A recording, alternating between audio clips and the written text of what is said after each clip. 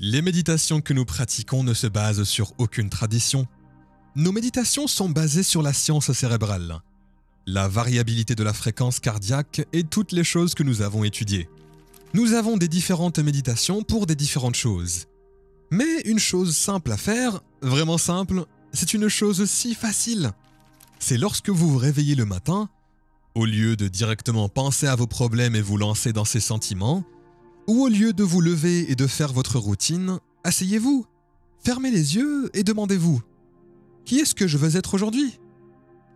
Et dites-vous « Ok, avant de créer cette nouvelle personne, je vais prendre un moment et prendre conscience des pensées que j'ai qui ne m'aident plus. C'est trop dur. Je vais commencer demain. » Vous commencez à écrire ces pensées et à les connaître. Ensuite, vous revoyez vos comportements, la façon dont vous parlez, comment vous vous plaignez. Vous vous trouvez des excuses, vous ressentez de la pitié pour vous-même. Vous procrastinez, vous jugez les autres. Essayez tout simplement d'en faire une liste.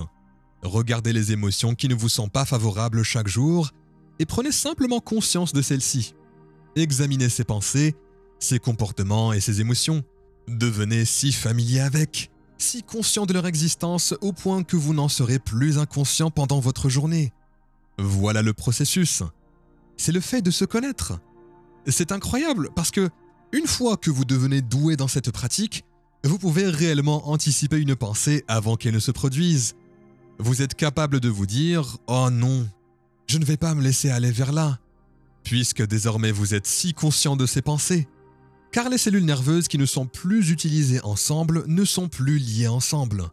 Vous commencez donc à atténuer les connexions au niveau de votre cerveau qui étaient en rapport avec votre ancienne version. Vous n'avez plus la même pensée, qui produit le même produit chimique, qui signale le corps afin qu'il ressente une certaine sensation. Vous perturbez ce processus. Au début, c'est inconfortable. Ça fait un moment que le corps est dans cet état familier. Ensuite, vous vous dites « Ok, quelles sont les pensées que je veux programmer dans mon cerveau ?» Et vous avez ces pensées et vous y mettez toute votre attention. Quel comportement ? Comment vais-je me comporter avec mon mari ? Comment je vais me tenir à mon travail ? Comment je vais être au téléphone ? Envers qui je vais avoir un impact aujourd'hui ? Commencez à revoir, à réfléchir, à planifier qui vous allez être. Alors, et si jamais vous créez cette personne et vous pensez que les autres ne veulent pas de cette personne ? Eh bien, je veux dire, c'est toujours dans la limite du raisonnable. L'important, ce ne sont pas les autres, c'est vous. Vous devez savoir qui vous allez être avec eux. On ne peut pas les contrôler, c'est-à-dire n'importe qui est libre de faire ce qu'il veut, mais vous pouvez contrôler comment vous allez être. Vous vous demandez « Ok, quelles émotions je vais avoir toute la journée ? Laissons le test commencer.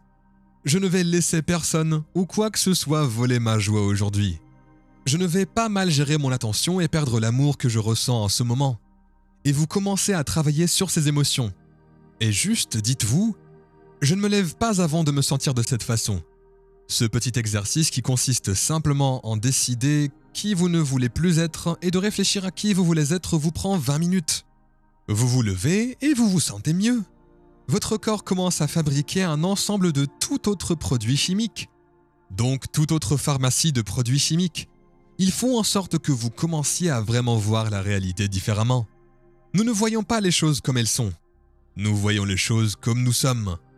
Donc, quand vous changez qui vous êtes, vous obtenez un spectre plus large pour percevoir comment est le monde. Et regardez, les gens qui ne sont pas satisfaits d'eux-mêmes sont mécontents avec tout le monde.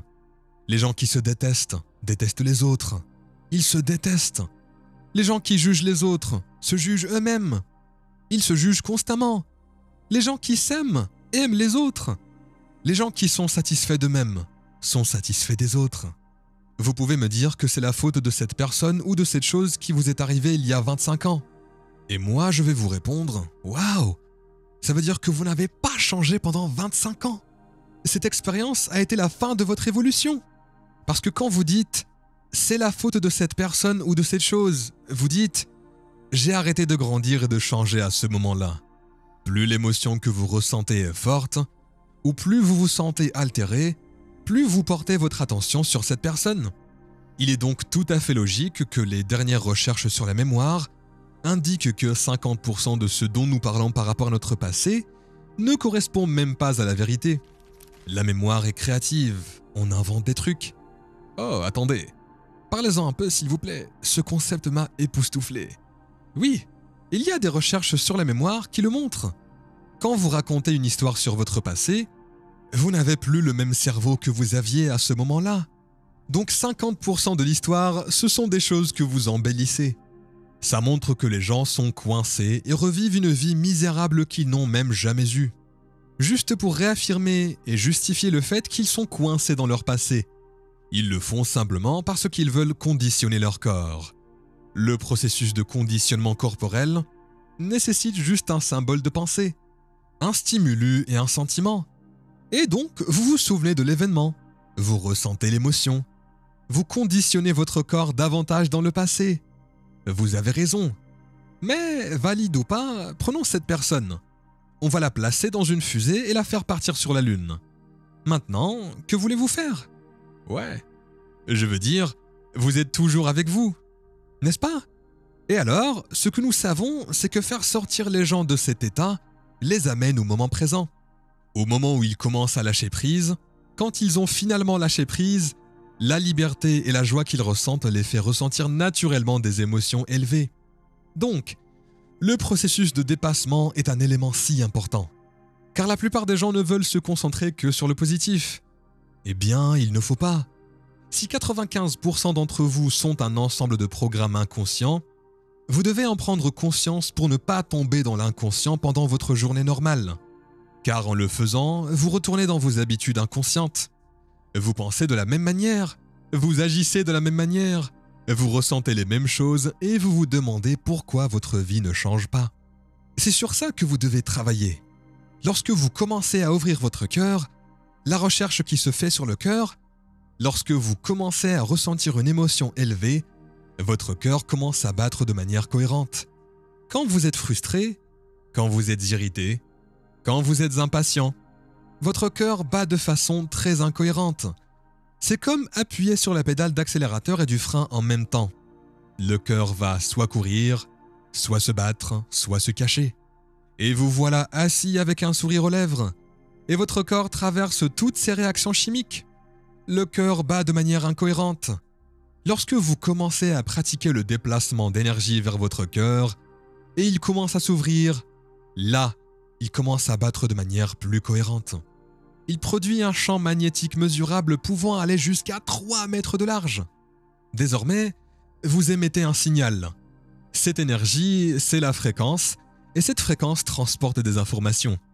Ce qui signifie maintenant que la fréquence peut transmettre la pensée de votre santé. Elle peut transmettre la pensée de votre richesse. C'est cohérent avec ça. La souffrance ne va pas transmettre l'idée de votre santé. Ce ne sont pas les mêmes fréquences. C'est une fréquence différente. La souffrance transmet l'idée que je suis une victime, que ma vie ne changera jamais. Voilà l'énergie. Chaque pensée a donc une fréquence. Elle s'additionne et commence à créer une forme. Donc nous avons mesuré l'énergie dans la pièce. Nous l'avons fait. Et nous avons pris 750 personnes, 1000 personnes. Et nous les avons entraînées à ouvrir leur cœur et à élever leur énergie. Et puis nous avons 40 ou 50 personnes assises devant la pièce avec leurs yeux, avec des moniteurs de lecture de fréquence cardiaque. Et nous leur disons, ok, envoyez la pensée de cette énergie aimante, cette émotion élevée.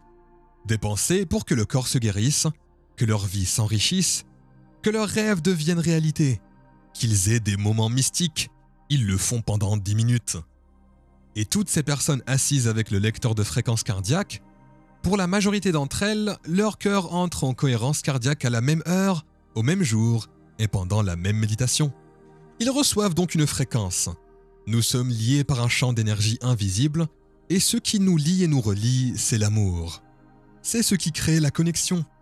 La peur, les préjugés, la colère, la haine, la violence, la souffrance. Toutes ces émotions créent la séparation.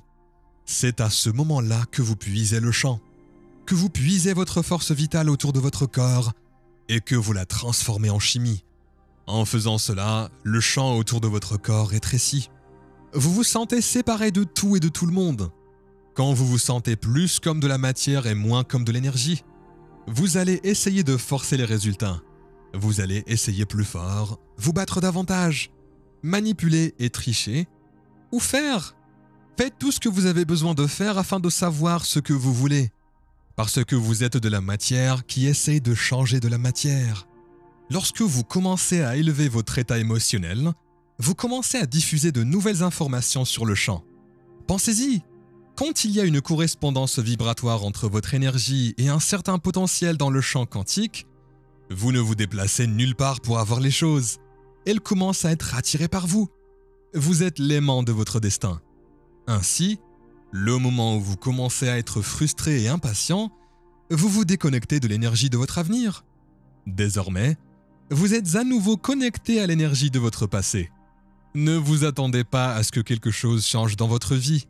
Et si vous me dites « Ah, c'est cette personne ou cette chose qui l'a causé », je vous répondrai « Ah, vous êtes à nouveau dans un programme inconscient selon lequel vous êtes une victime. » Ouais.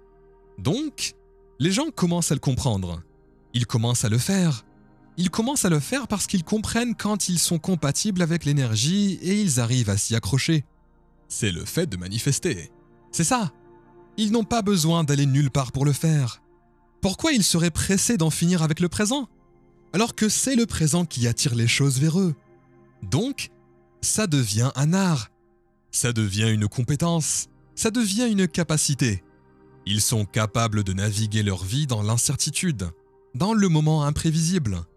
Et ils réussissent à s'autoréguler à ce moment-là. C'est le moment clé, le moment où ça compte le plus. Ils se disent « Waouh, je ressens un peu de peur ». Ils ne se laissent pas tomber dans la peur, ils se disent « Ok, j'ai perdu le contrôle. Je dois m'arrêter et je dois m'autoréguler. » Ils reviennent dans cet état.